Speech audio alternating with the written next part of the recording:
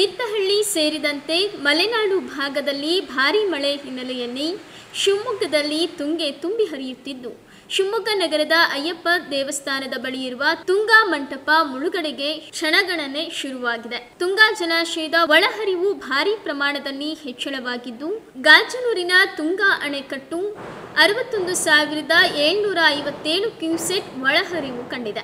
ಈಗಾಗಲೇ ಜಲಾಶಯ ಭರ್ತಿಯಾಗಿರುವ ಹಿನ್ನೆಲೆ ಒಳಹರಿವಿನಷ್ಟೇ ಪ್ರಮಾಣದ ನೀರನ್ನ ಹೊರಕ್ಕೆ ಹಾಕಲಾಗಿದೆ. ಭಾರೀ ಮಳೆ ಹಿನ್ನೆಲೆಯಲ್ಲಿ ತೀರ್ಥಹಳ್ಳಿ ಮತ್ತು ಶಿವಮೊಗ್ಗದಲ್ಲಿ ತುಂಗಾ ನದಿ ತುಂಬಿ ಹರಿಯುತ್ತಿದೆ.